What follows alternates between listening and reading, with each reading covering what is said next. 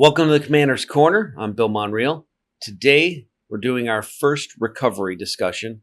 We've got Rick and Tim with us. Welcome, guys. Hey, Bill. Thanks, Bill. Maybe you want to just kind of introduce yourself, say whatever you want to say about yourself, right? You can talk about your business. You can talk about personal, whatever. Just give us a little background, who you are. Well, my name's Tim Pollock.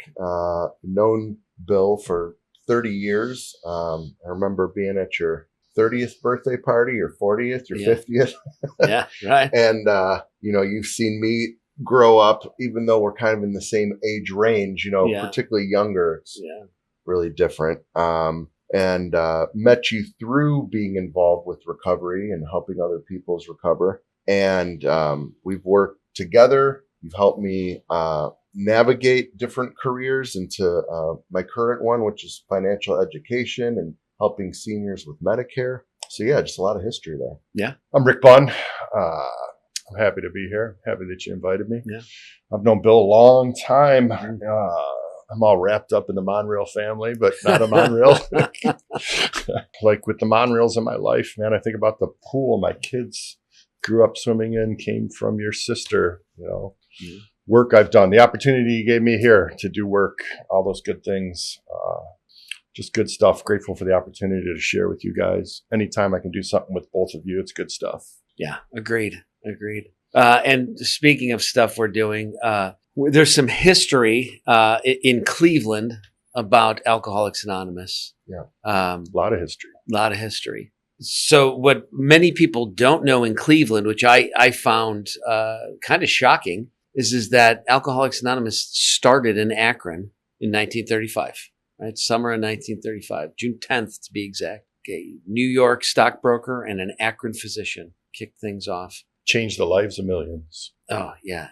And how many other programs have spun off of Alcoholics Anonymous? Right. Amazing. But so what is the significance Cleveland has in that beginning? Well, I think, backing up a little bit further from what you're saying, being involved in a recovery community, you learn about a lot of different walks of life and their path to any kind of successful recovery. And there is no one way from what I've learned. Yeah. Some people just kind of do an about face, get involved with something like church or charity or something like that. Other people go through treatment. There's a lot of different paths, but probably the most common successful path would be 12-step recovery. Mm-hmm. And you mentioned Alcoholics Anonymous as one of those. Prior to AA starting in Akron, there's been many movements, from the temperance movement of people signing a pledge that I won't drink, to the Washingtonians, who in the 1800s were very successful staying sober, but then divided themselves into the Democrats, the Republicans, the Christians, the Jews, so on and so forth, and eventually disbanded over being too different and not unified in like a primary purpose. So leading up to Alcoholics Anonymous forming in Akron, some of the people in the background were involved in a movement called the Oxford Group, which was like a first century Christianity, just kind of taking the pure principles of what they believed pure Christianity to be and using the principles of that group and certain aspects of the Bible to apply to their own lives, and attracted alcoholics who use those principles to stay sober. And from what I understand, the stockbroker and the physician used those principles in the Oxford Group, but eventually broke away to have kind of a singleness of purpose around alcohol. As far as Cleveland being involved, obviously, as they were trying to get people, they're reaching out, trying to work with different people, and Cleveland, being the next biggest major city, found roots in Cleveland. And Rick, are you familiar with any of how Cleveland kind of got involved and ran with Alcoholics Anonymous? I'm not.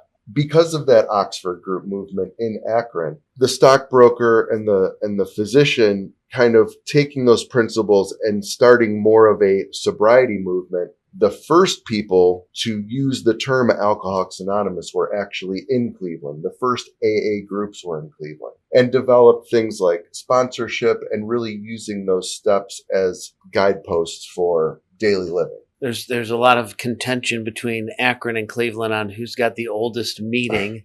in Alcoholics Anonymous. Depending where you look after you Google, right?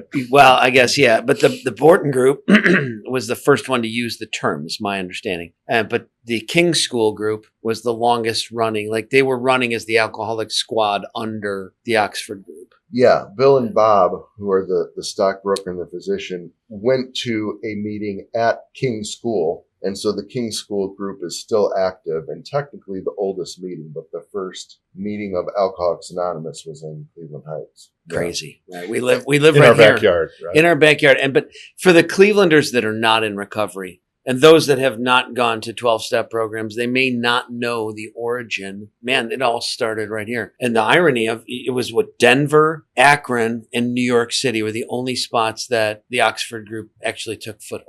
I didn't know about Denver. I didn't know about that. I think it's, or no, is it Utah or Denver? It's one of the two. Salt Lake or Denver. It's one. Yeah, I think it was Denver though. Anyway, that's where they came from. They came from out there, I think. And one of the Firestones met up with one of the Oxford group people and they brought it here. And then somehow it got brought to New York. I was another prominent person in New York, I think, brought it there and bam. Yeah, when you get into those individual relationships that form something significant, you can definitely see the inner working. And I mean, I guess you could say that about anything, right? This person meets that person who introduces them to this, and the next thing, Nike is born, or, whatever industry. But I think to your point, being that we're all in the Cleveland area, and people like to take pride in, did you know Frito-Lay started in wherever? Alcoholics Anonymous started in the Cleveland, Akron area and is since like a household word when it comes to recovery. Yeah. And it started right here in our backyard. Yeah, absolutely. So, Rick, what building in Cleveland is super significant to Alcoholics Anonymous? Well, that'd be Public Hall. And what happened there? That's where we hosted the first international conference of Alcoholics Anonymous. 1954, Bill and Bob introduced what we know as the 12 traditions, which are the binding principles that hold Alcoholics Anonymous together.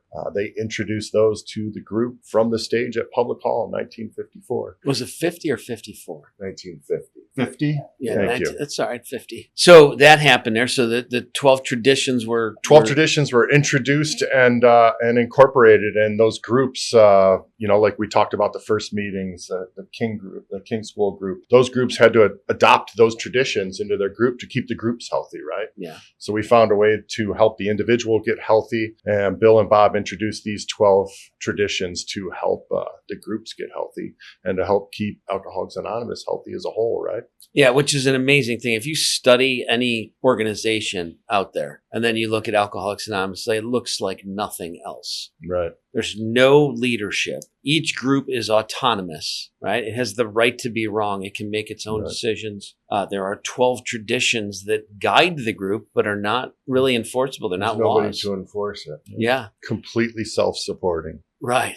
And it has one purpose, right? To help alcoholics recover from alcoholism. Do you use the traditions as like a cornerstone of your business? Like intentionally use any of those principles? There's traction we've done, and you have to incorporate certain principles as part of that, the EOS. And so, the 12 traditions are kind of... What do you mean by what's baked. EOS? It's the Entrepreneurial Operating System. So it's a tactical approach to running a business. Very, very simplified method to run a business. But in it, you have to produce core values. And those core values are most definitely driven by principles. And the way that I operate my company is inspired by that, like everybody having the right to make mistakes, to learn from them, I like to have people that are working with me that are self-motivated, that want to, they find something that they're passionate about and want to drive toward it. So yes, but I wouldn't say there's a direct correlation for me there. I mean, there is, it's indirect, but. I've heard of people do it, and I always wonder,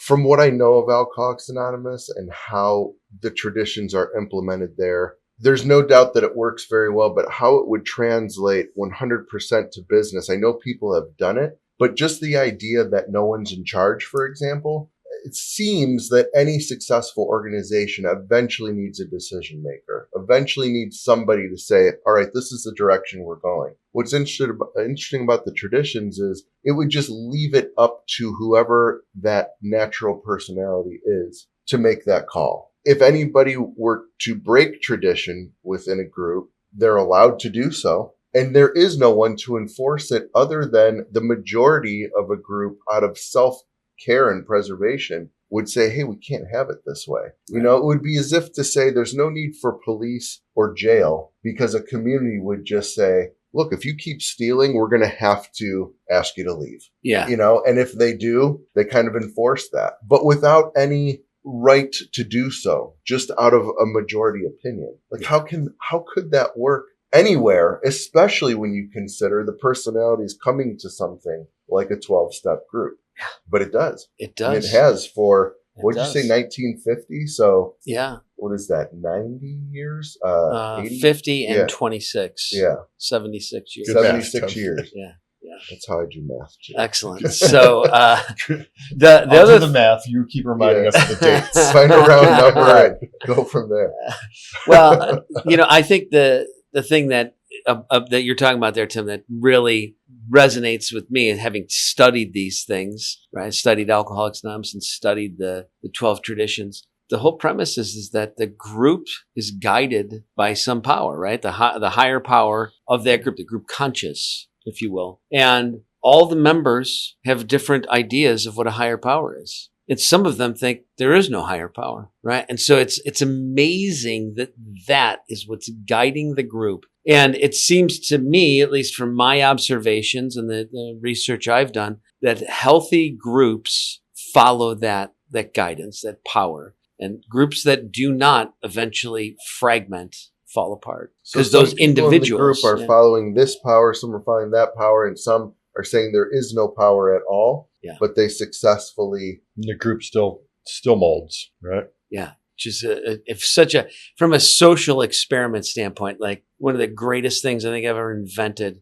was the structure of Alcoholics Anonymous. Maybe that's I always look at things that can't be explained. When people adopt it too easily, I just naturally go to like the devil's advocate, like, well, okay, so then what, kind of thing. And I guess in that respect, like my explanation for that would be maybe taking time instead of rushing a decision. If the three of us all have a different idea of some kind of guiding power, but we say we're going to collectively rely on that power to make our decision, that would implement the three of us taking a step back to be patient, to wait for some kind of inspiration, come together and say, this is what I'm getting by taking some space. Do you agree? Do you agree? And then we move forward. You know what I mean? Yeah. That's the only sense I could make of a group relying on a power. I mean, it just doesn't make sense logically. The whole organization doesn't make sense there's no other organization that runs like it. Mm-hmm. Any charity that's out there doesn't run like that. Okay, so there was one other point about public hall I think we had. Yeah, 1950. Yeah. So the Dr. Bob, gave his final farewell speech there, right? Yeah, died shortly after. Stepped on stage, I think, past 3 months after, somewhere around there. Truly significant because he plays such a huge impact in everyone's life and recovery. And to know that that's the platform where he last spoke, I think is a pretty big deal for Cleveland, right? Yeah. Absolutely. With Alcoholics Anonymous kind of forming in 1935, they had 4 or 5 years of just trying to survive themselves, like the initial founders. And the 1940s were then all these people seeing its success, thinking it's a great idea, and with the best of intentions trying to form what they think it should be. We don't have phones, texting, email. So someone in Denver thinking they have it right, the only way to communicate with someone in Cleveland, Akron, or New York to say, this is what we're doing and finding some success, was to write a letter about it, have someone with perceived authority, like the stockbroker, read it and go back and say, that's really good. Thanks for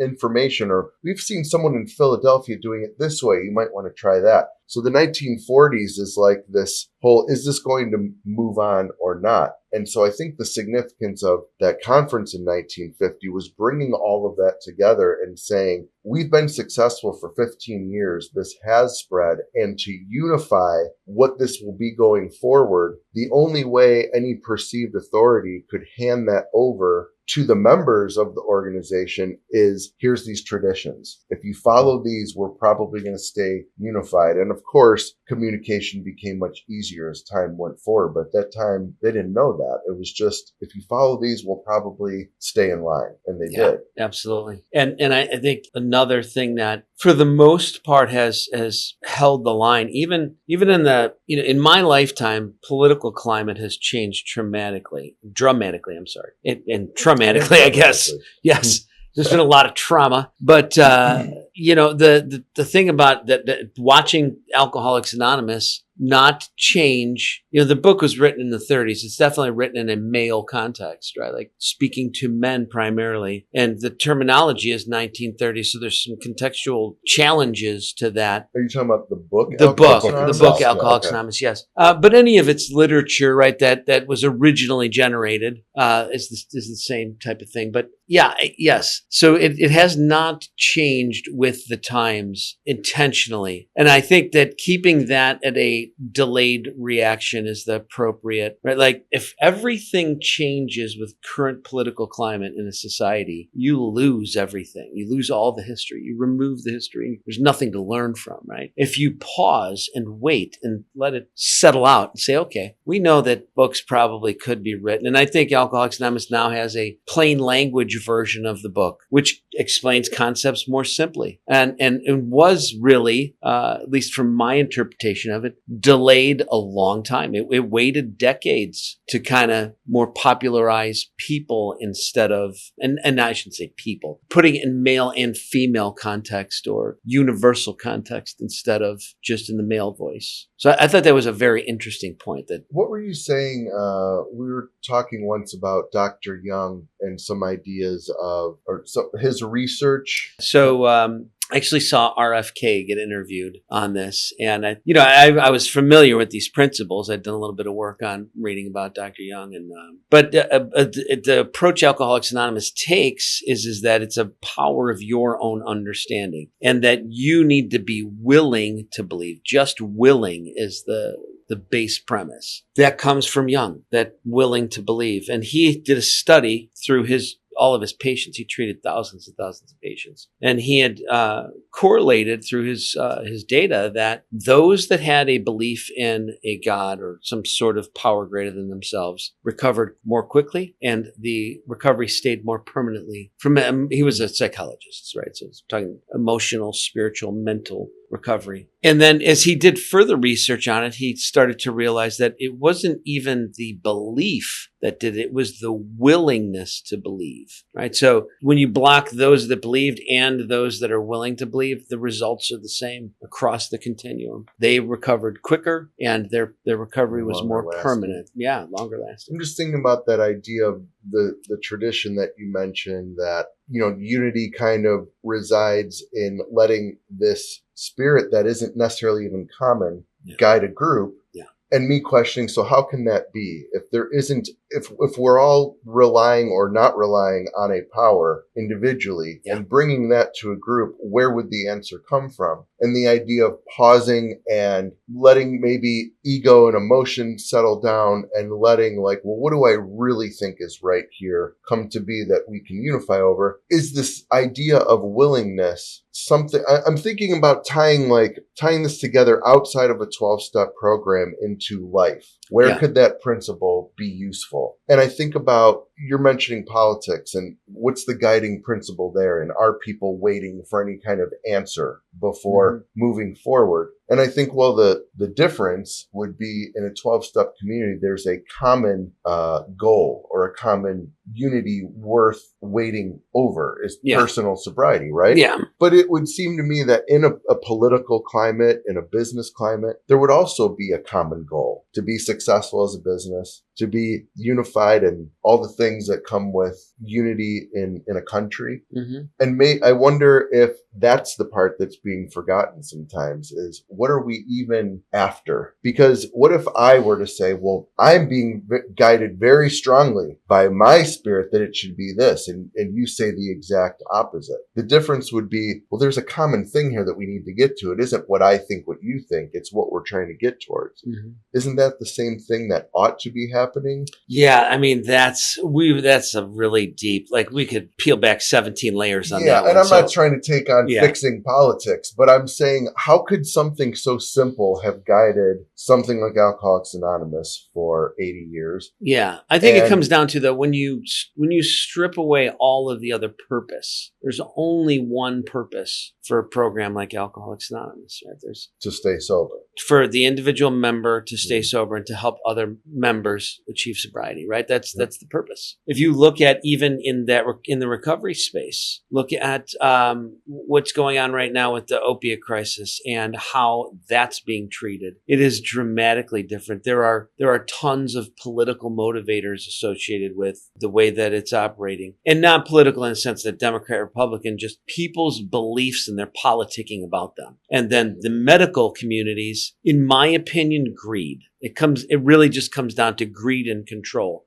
Having recovered or being in recovery myself, recovered from a seemingly hopeless state of mind and body, right? Being able to think more clearly today, I see the whole Suboxone process as being just something that enslaves people. It's, it just keeps you dependent on Suboxone indefinitely. And the things that I find frustrating about it are people in the community cite that the science or the data is telling us, okay, the data is all one-sided. There's no data that's done. There's no, for any study to be scientifically viable, you need to have a control group. Right. You need to have a placebo, and there's none of that. Right. This is all just based on what we're feeding these people Suboxone for. Here's the results we're getting. Well, we don't know what the results are to not give them. And then if you want to take that even further and compare that against other methods of recovery, right? There's just no data that compares if you went to a 12-step program and detoxed immediately versus staying on Suboxone for 10 years. What is the net result in your life? And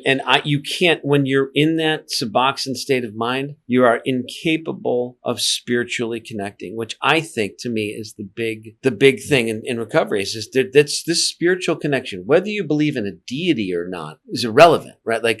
And this is back to Jung's point, right? Like just being willing to believe that there's something more powerful than you changes the entire equation for you. And if my personal opinion, it is that you start to recognize that your ego is what is keeping you imprisoned, right? And ego being not what most people think, where it's like chest puffed out and I'm a big shot, and ego is anything that separates you from your true nature. And your true nature is to be, in my opinion, like a child, right? And you can think of it as a child of God if you want, but free like a child, not carrying the weight of the world on your shoulders, not having all these preconceived ideas, just living life in the moment. And Suboxone, from my understanding, just kind of keeping somebody numb makes them not able to have any connection or have any understanding of that sort of freedom, right? Because it keeps the ego very present. Yeah. Right. It keeps the ego in front. And I think that's true of most. I mean, that's why people have addiction really is their ego. They don't know what to do with their ego. They're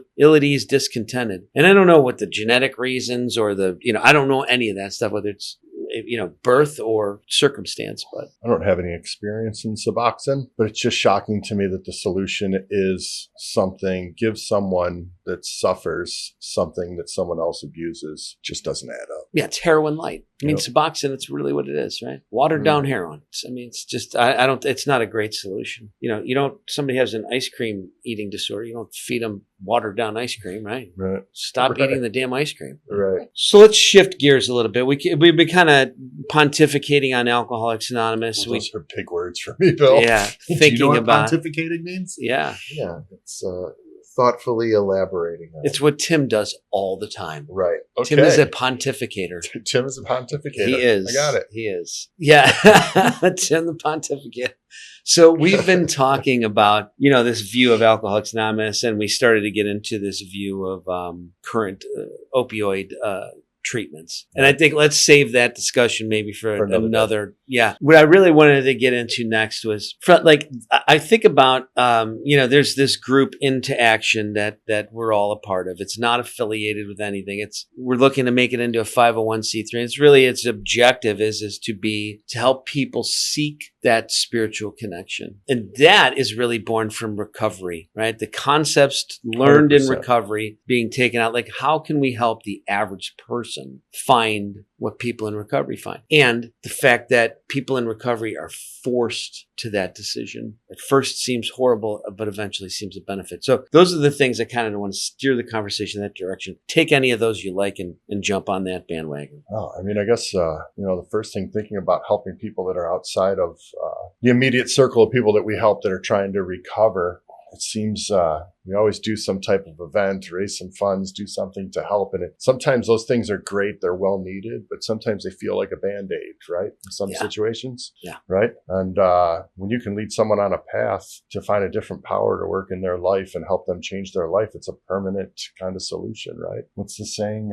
Give a man a fish, feed him for a day, teach him how to fish, and feed him for his life, right? Right. So I think, the ability for the Into Action group to share things like that and broaden help that it can provide in whatever area or whatever direction, the power amongst this group sends it in, right? I think that's a plus. As far as being for the masses, I think people in recovery find a freedom and suddenly think the whole world could use this, Yeah. And what they don't understand is, well, the whole world wasn't so consumed with themselves that they need something like the 12 steps, but they might need certain steps because certainly everyone has fear. Everyone has a self-consciousness. And we all know people that are just naturally warm as can be and other people that are more reserved. And so there might be aspects of finding a spirituality or finding one's own spirit and some communion in that would move the individual forward and kind of the, community or humankind. So something like Into Action could put on events for people in recovery because it's so common to them, but it might also create an event where someone can pick up on some of those principles that they aren't otherwise exposed to. An example that we've all seen, my dad goes to church and has tried to bring the meditation aspect that's very common in 12-step programs to the men in his church, who all are like, I don't know what to do with this. How do I sit? Why are we even talking about this? It's so foreign to them, to the spiritual people, So, but that's not to say that people go to church don't have spirituality. It's just presented very differently and not always from an individual aspect. And so I think the idea of Into Action is taking something like that and bringing it to the everyday person in recovery or not. Yeah. And that's exactly it. So the average person when I was young, did not suffer from the same level of anxiety, ill at ease, and discontentedness as did alcoholics and addicts. But today, with the attention span shorter than single cell organisms, right? People are suffering from a tremendous amount of anxiety. I think just being present, the byproduct of working a 12-step program requires you to be present a lot more than the average person is. Even though those same influences are affecting those people, they seem to have a greater ability to be present, at least in my experience. So I'm seeing more of a need for getting back to how do I live one day at a time? How do I live 1 minute at a time? How do I stay present in the moment? And it's lacking in society as a whole. So I think there's a need. Yeah. How do you communicate that to people? I could tell you what, when I was told that I should meditate, I'm like, what? That's for weak people, right? Or for maybe Eastern people, and the first time I really tried, which I was in recovery a long time, that I really tried to meditate, I was painfully aware in a short amount of time, seconds, who the weak person was. Right. I can tell you that in a period of time of recovery that I have, I never tried meditation. Till this time around, it wasn't, it's funny because it didn't seem prevalent. It didn't seem as much at the forefront back then as it seems to be now. Maybe that's just part of the growth from some of you guys, the group that we're around, whatever it may be. But I do understand the realization of who really is weak when I started to try, right? Lost. right? Oh, yeah. I'm lost. I don't know where to go. Do you have the thoughts racing through your head experience? They don't shut off. Yeah, right? like that, I think for the They do average now. person. They can now. Yeah. Right. They can shut off, and that's a place that I find that I get real comfortable and real clear with. Right. And we talk about bringing some things to society that doesn't have the benefit of being in recovery, and my demeanor changes when I have good meditation, and the person that I am that heads out there into the community or whatever it may be is a different person. I respond and react differently, right? Oh, yeah. To the gentleman that cuts me off in a Prius, right? Oh, the Prius story. We'll save that one for another. We'll save that for another day. So, but do you feel that, like the average person, I don't think they have as fevered a mind as the alcoholic or addict. Like Not as at all. rapid of thinking and as tormented of a mind. But I do feel like they're getting closer. I've been in a lot of dark places in my life, right? Yeah. The penitentiary, Mm-hmm. right? Yeah.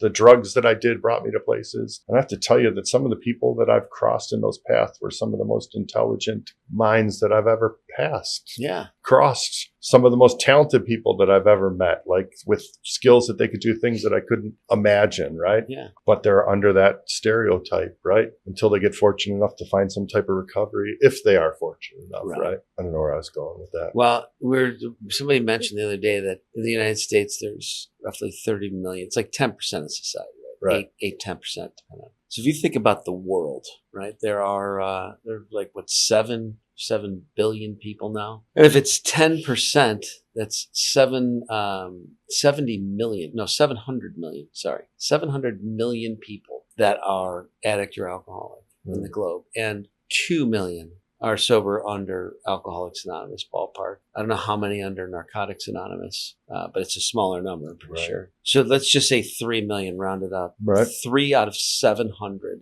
is less than 1%, less than 0.5%. Yeah. So those that get sober and are in recovery are extremely fortunate. Lottery winners. Oh, yeah. Yeah. Yeah. Mega Million winners, right? I was just thinking or pontificating on the whole need for meditation or addicts, alcoholics thinking that they're different. I mean, a common thing that I'll hear is, I can't meditate.